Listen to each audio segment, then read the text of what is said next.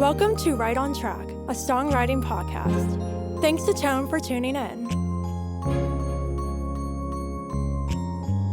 I'm Demi Michelle Schwartz, and I'm thrilled you're joining me on my songwriting journey. So kick back and relax, don't fall flat, and remember, stay right on track.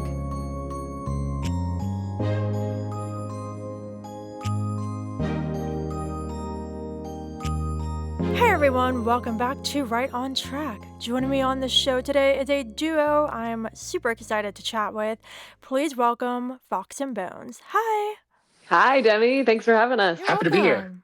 Yeah, I'm so excited to have you. How are you both doing today?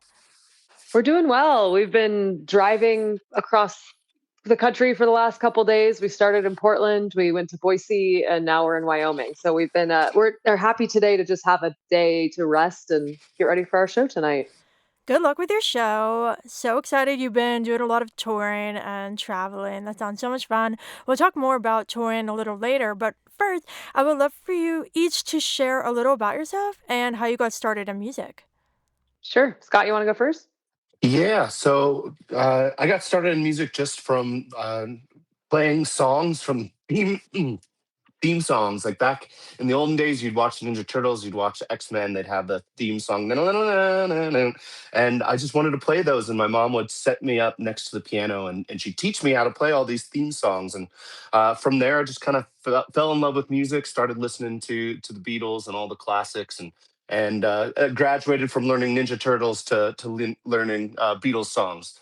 And it just there was just nothing else that I wanted to do, and so I just kept playing music and until meeting Sarah about 10 years ago, where we formed Fox and Bones, and the rest is history.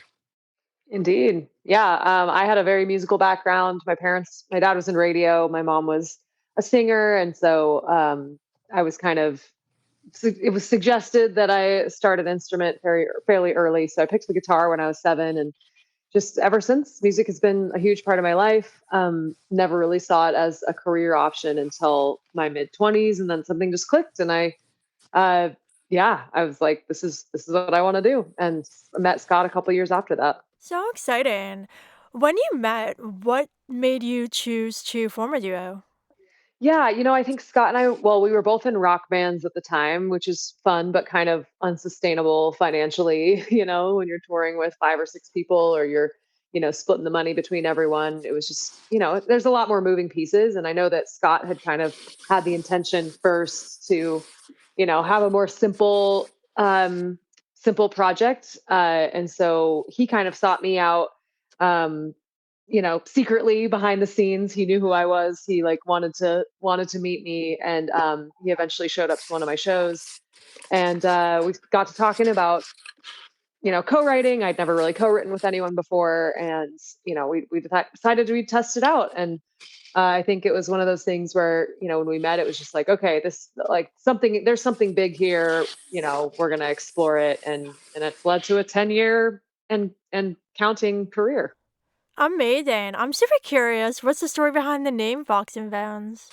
When we Scott? first formed, we wanted to create characters and then go out and live that story. And so the idea is that we formed these two down and out characters who were about to go on an adventure, who were about to go across the country, maybe commit a few robberies, et cetera, et cetera.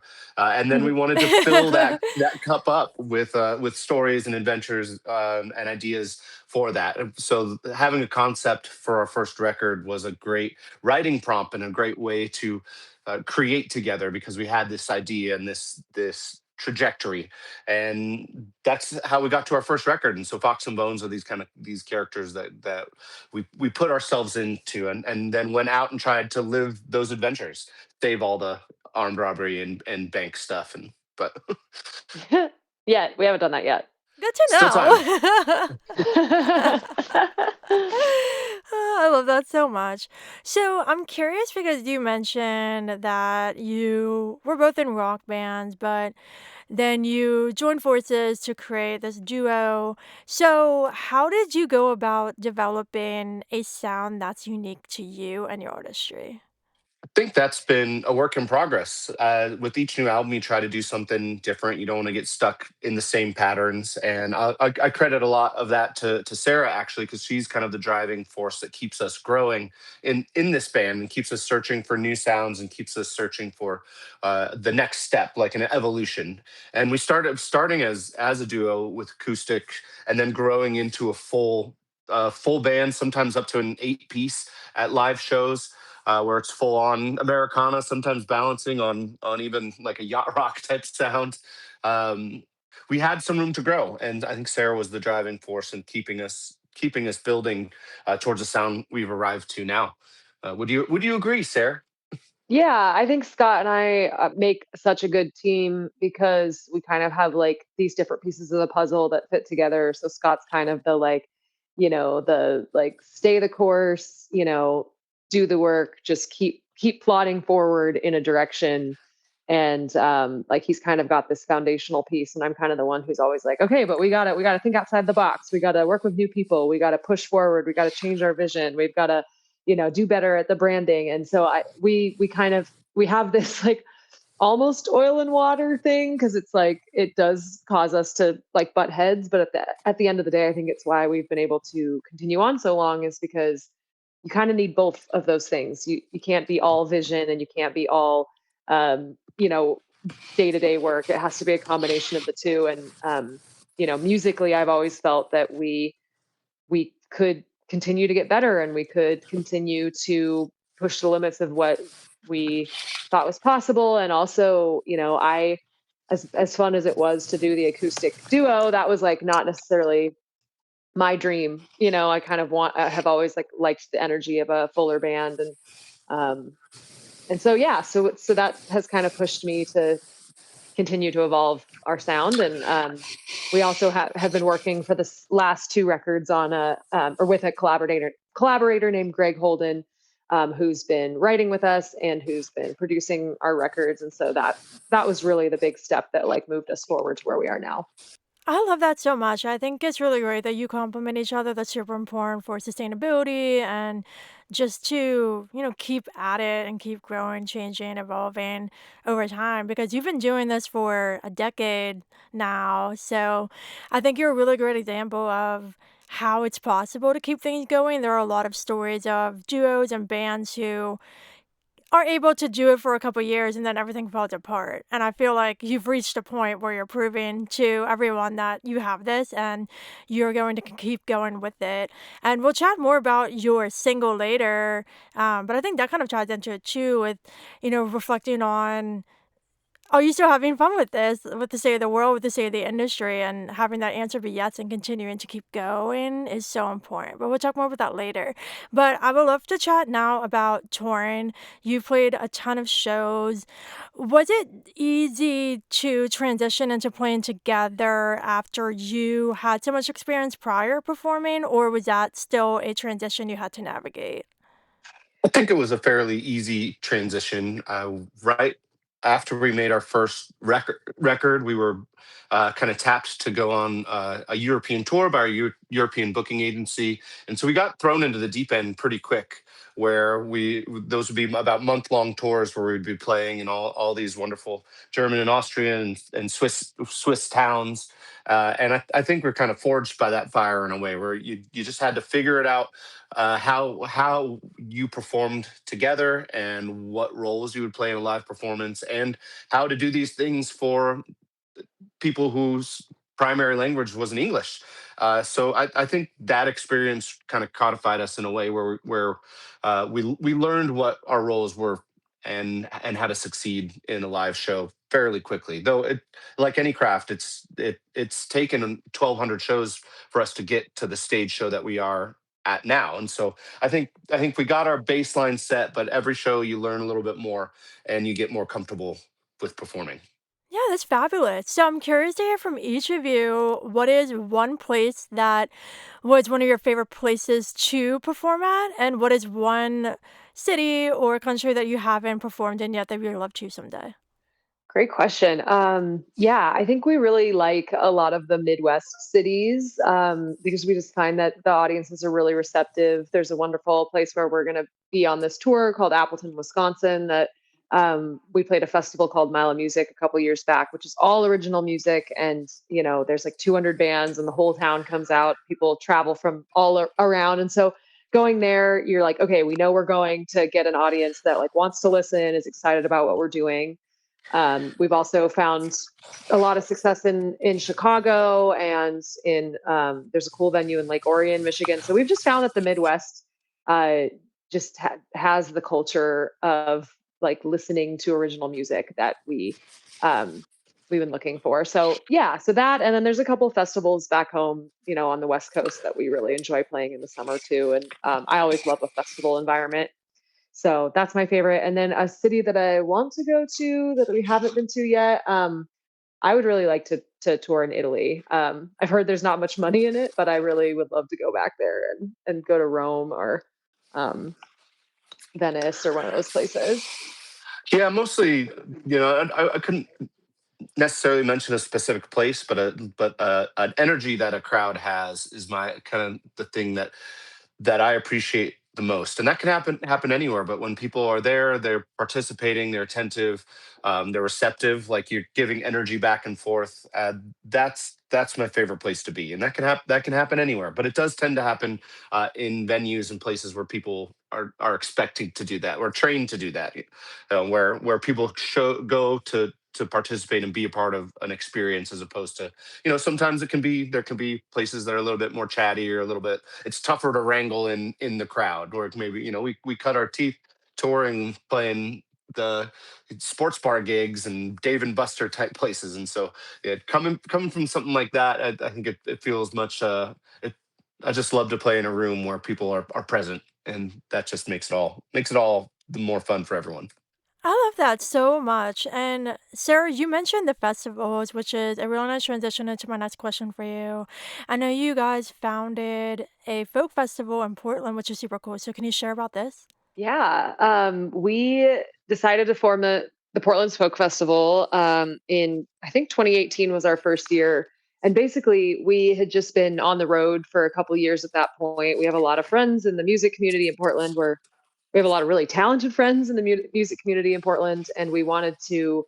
Um, we honestly, it started as an excuse to just get everyone together because we were never able to go to each other's shows because we're all on the road, and so we um, we just wanted to get everyone in one place, and we're like, this is a way that we can all see each other play. And so um, that was kind of where it started. And then there, by calling it Portland's Folk Festival, it just got people interested in a way that we weren't really expecting, and it grew pretty quickly. And by the third year, we had gone from a 150 person venue to like a For 1,800 capacity ballroom at the Crystal Ballroom in Portland. So it was a quick growing thing, and it's something that has continued to kind of bring that community together in a way that we've you know really needed.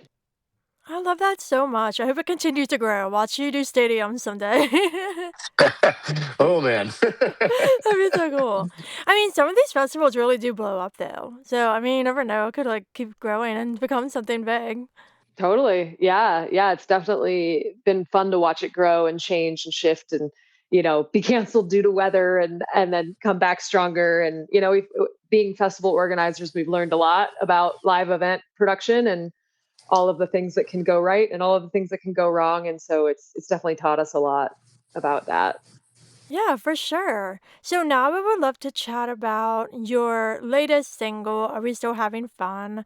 So can you share the inspiration behind the song? Yeah. So we well, the kind of cool thing about working with Greg Holden is that a really cool experience because we show up to the studio with no real plan, and then he asks us like, hey, what do we want to write today? What are we feeling today? He really likes to create things in the moment, in like a period of time, rather than us coming with songs that we wrote 6 months ago. So with Are We Still Having Fun, it was kind of this like, we wanted an uplifting feeling song. We wanted something that felt nostalgic and happy and uplifting, but that also had, kind of some tension. And what we wanted for it to be was this kind of temperature check on ourselves, being like, are we after 10 years of being a band, are we still enjoying ourselves? Are we still wanting to do this? What parts are we liking? What parts are we not? And then, also a temperature check of the general public of being like, hey, times are dark. How's everyone doing? Like, are we taking care of ourselves? Are we still finding joy? Are we still finding community? And so it's kind of just supposed to be a hopeful, uplifting song for difficult times in life, and this idea that the things that we're nostalgic for from our childhood or from a previous time, that we can have those things now. We just have to remember that they're inside of us. And so, yeah, so it's a happy and uplifting song, and I'm really stoked about how it turned out. Yeah, I love it so much, and I love your explanation too. I think it's really great that you wrote a song like this and you stopped and reflected on your lives, if this is something you still wanted to do, and realizing, yes, it was, but also recognizing that things today aren't necessarily how they were before, and finding the joy and creating the light yourself is just so important. And so I think this is such an inspiring song all around. Thank you. Yeah, we're really happy about it, and it's been going well performing it live too. Like, I think it's something people really need right now and need to hear. So it's been just such a treat. Yeah, for sure. So, just to wind down on our chat, I would love for each of you to share one piece of advice with any songwriters listening. Yeah, I think the piece of advice that I have is to keep writing.